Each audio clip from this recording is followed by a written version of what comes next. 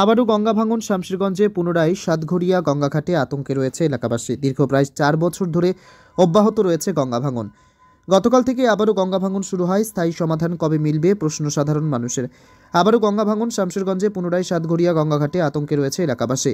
দীর্ঘ প্রায় 4 বছর ধরে অব্যাহত রয়েছে গঙ্গা ভাঙন। গতকাল থেকে আবারও গঙ্গা ভাঙন শুরু হয়।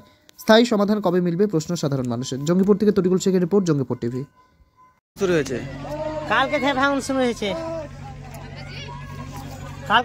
শুরু হয়েছে তো নৌকাওয়ালা তো নৌকাই বালি ফেলে না, আর বছরও ফেলেনি।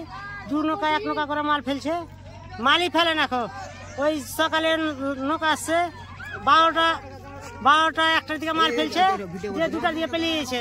মালই ফেলে না এখানে, দিয়ে বলছে কি না মাল ফেলছি, কাজ করছি।